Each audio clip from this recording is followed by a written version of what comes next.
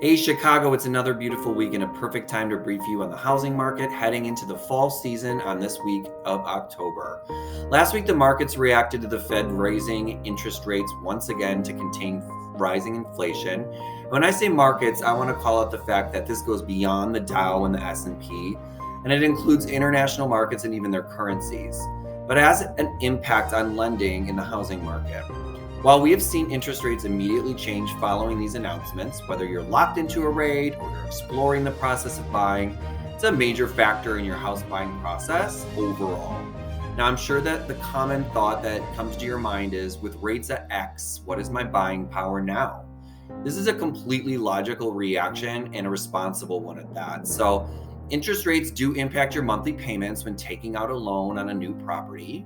Because of that all too confusing amortization schedule, you're paying a significant portion of your mortgage payments towards interest right out of the gate. I mean, take for example our collective housing journey in the past 2 decades. We will never forget the stories and our own experiences with quote unquote market crashes, the likes of what happened in 2008, and the impact it had on our own personal finances, and even the value of our own homes as a result of lending issues. Also, looking at the past year and a half in comparison, yes, we have just experienced what many called a housing bubble, and yes, it may have already popped. And now today, story after story of rising interest rates and inflation, every one of these headlines and stories has everyone wondering, where's the real estate market going next? So yes, I think we can agree that with inventory and numbers shifting from record high seller's market factors to a more leveled buyer-seller landscape, we really are caught in that confusing time of change, now finding ourselves a bit more apprehensive to make a move out of fear of regretting it later on. With that in mind, I do want to address the 2 truly important questions that we should really be asking ourselves today. So number 1, how will I know when the right time for me to buy is? Or, in other words, should I be waiting for interest rates to return to 3% or so?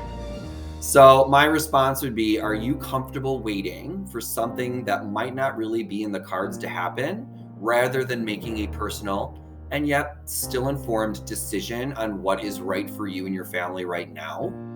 Are you going to rely on news stories or market indicators to give you a sense of confidence in your purchasing decision?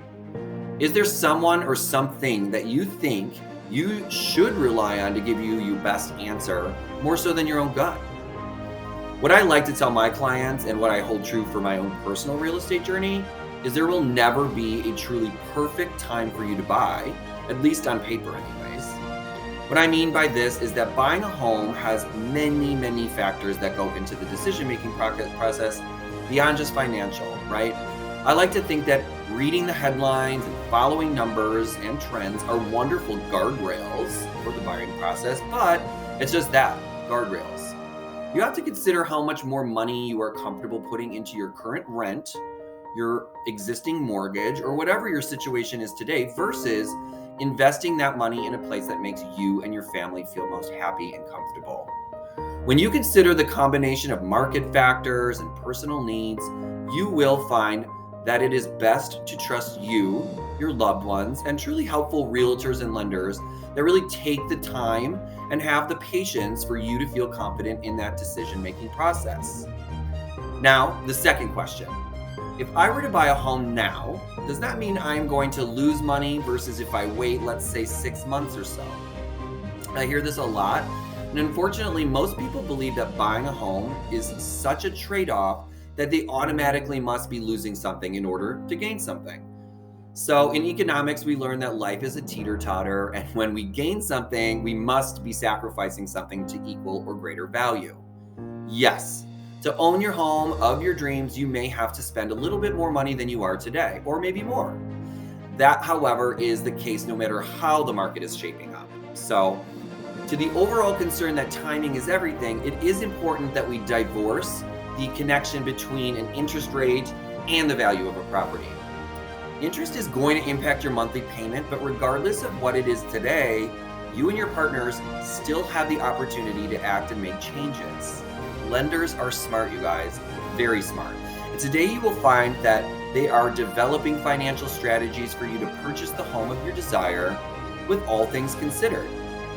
This has started looking like lock and roll programs where your lender will lock you into the best rate that the market has today, but they'll continue to roll that number back when the market offers reductions in those same interest rates. And let's not, of course, forget refinancing. Those are my clients that feel most confident and in control of their buying journey today. They've been saying that they are less concerned about today's interest rates than they are really about the inventory and the prices of the homes that they find that they love. For in fact, they have every intention on refinancing when the time is right to do so. Think of it as a short-term and a long-term game this way. As long as you have 6 mortgage payments behind you and paid, you can begin that process to begin reducing your costs by refinancing your loan. Now that we've touched on interest, let's address property value, right? So the market value of homes is not just directly related to interest rates. Sure, demand, of course, is impacted and reduced when interest rates are higher because buyers are less enthusiastic about additional costs, of course. But that said, market value is on a different schedule than inflation, and it relies on the appreciation of the property, the home, and the buyer's reactions. So I talked moments ago about how we are all coming out of a housing bubble, which saw record price appreciation in the double digits for over 2 years now. Wow, right? But those of us in the industry already know that we will not see those numbers again in the immediate future. All bubbles, after all, pop at some point. Now, the bubble was certainly a reaction to the pandemic and the economic factors that came with it, but we also know that home values are still expected to appreciate at 5% per year through 2025. Therefore, the question should not be, am I going to lose money if I were to purchase a home following a bubble? The question you want to ask yourself, though, is, if I were to buy this home today, does this investment make me happier and more fiscally better off than my current living situation or liability? I want to leave you with this. Markets are reactive, but they're also cyclical. They're called volatile to create news, but they also rebound. It's important to consider, what do I want and how badly do I want it? So until this time next week, you guys, enjoy this fall weather and try and focus on what the market has to offer you rather than what is impacting your decision before you have even found what you've been looking for.